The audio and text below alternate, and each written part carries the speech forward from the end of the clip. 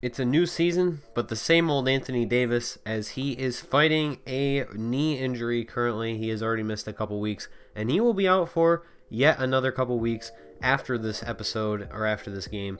And so we needed another body off our bench. We didn't have enough big men. So we went out and picked up Thomas Robinson for the remainder of the year. Really just a body to fill out the end of our bench. Cheap option, good rebounder, and we had to waive Alonzo G. We had a lot of wing players, but not enough big men, as we only had the centers who were already getting too many minutes as is.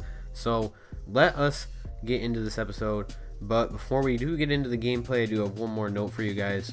I was looking at trades for Solomon Hill, and nothing was really coming up, but I did find this trade for Andre Roberson, who is basically a cheaper Solomon Hill. Now the only thing is he is an impending free agent, but he's a much better defender, just as good of a three-point threat. I believe his three-point rating is like a 74, 75. Offers more in the way of the athleticism, but really I would just like to acquire him for the savings that we would get on the cap.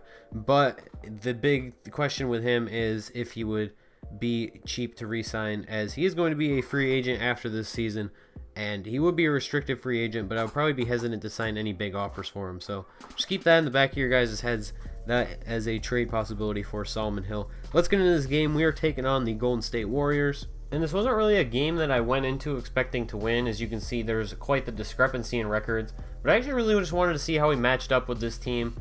Kind of a measuring stick game without Anthony Davis, and also I was very curious to see how the Warriors played in 2K16 or 2K17, excuse me, because if you recall, in games like 2K16, players like Steph Curry, players like Klay Thompson would just never shoot the ball. They'd be wide open and they just pass up shots. They would never take shots off the dribble. They didn't function very well, and I actually found that a lot of those problems from past games were a lot different in this. Steph Curry took several shots this game, you'll see, where he would just take a couple dribbles and shoot, or he would pull up in fast breaks, and Klay Thompson the same thing.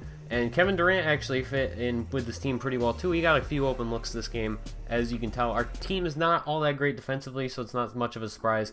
But Klay Thompson is going to pull up right here in transition, and the Golden State Warriors are out early to a 9-4 lead. Draymond passing it out to Kevin Durant on the cut, and he is going to make it an 11-4 game. But New Orleans offense managed to keep things interesting here in the early going, as Buddy Hield spin jumper with the clock winding down right there. Now Draymond, who doesn't really look very much like Draymond Green. I actually, when I watched this back originally to edit it, I didn't know who that was. So it's a very strange body model, and I hope that they do something to fix his appearance in future patches. But the big story early on here was Terrence Jones. He had a big first quarter and a big first half for New Orleans, and I'm actually a little more open to keeping him around, maybe potentially re-signing him this offseason instead of trading him, because I think he can be a valuable big guy off the bench who can create some offense. He's got some good, you'll see some good scores from the post in this game, and he's good at shooting. He's good at making open jumpers. He's actually not that bad of a three-point shooter either. I was messing around with his three-point shot a little bit in that game against the Kings, but he's been performing really well for me, and I'm actually thinking about keeping him around, although I will definitely consider putting him in a trade if it's going to swing any trade to actually go through. But I'm not opposed to re-signing him like I was earlier on when I said he absolutely had to be traded. But Buddy Hield here driving late in the quarter. He is going to get fouled right there, and New Orleans would make it a 1-point game after he made his free throw. Now here we are in the second quarter, and Thomas Robinson's actually going to give the Pelicans the lead right there, and they would be up by 3. But Golden State would start to take over right here. Steph Curry and one, as Thomas Robinson did foul him right there. And that is going to tie up the game as he made his free throw. Sean Livingston with the jumper right there gives Golden State a 2-point lead. Tyreke Evans, though, had a little bit to say about that. Pulls up wide open for 2, and he is going to take that jumper all day, every day. His only made shot of the game, I think he finished like 1 of 7. But Steph is going to find a wide open Draymond Green in the corner. That's one of the problems that I really, well, not even really the problems. One of the things that I have to figure out how to do a little bit better is get players to play like more schematically defensively, so that we're not leaving people wide open like that. But this is a big play right here. Tyreke Evans is going to go down. He is hobbled, and he will not be playing in the remainder of this game. We'll get an injury diagnosis before the next game. I'll cover what his injury ended up being. Terrence Jones right there with a nice fadeaway. But I'm trying to I want to do a little bit better of a job with I want to possibly get like a defensive scheme like do some testing with the playbooks and stuff. And it might just be honestly a matter of ratings, because I don't have very many good defensive players, if any at all, outside of Anthony Davis, who's currently injured. But this is a funny play right here.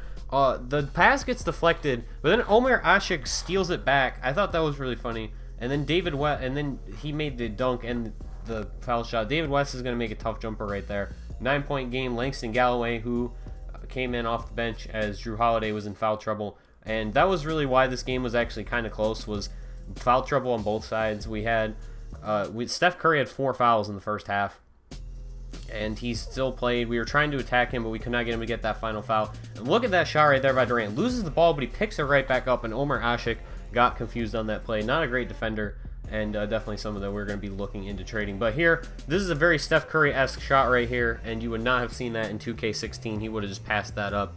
Draymond Green now wide open, and he is going to make that one.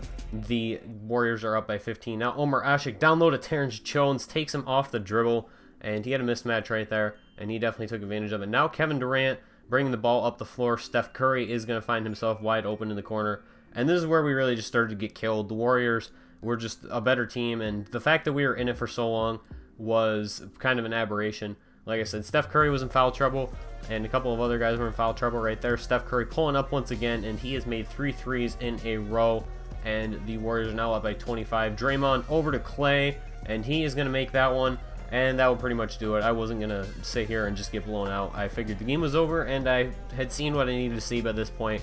We had a pretty good idea of what our team was looking like, and Buddy Hield had a pretty rough day. We weren't getting a lot of offense out of anybody besides Terrence Jones, so I didn't figure it was worth continuing to play.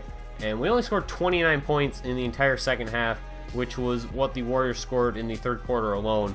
So we definitely struggled offensively this game, to say the least.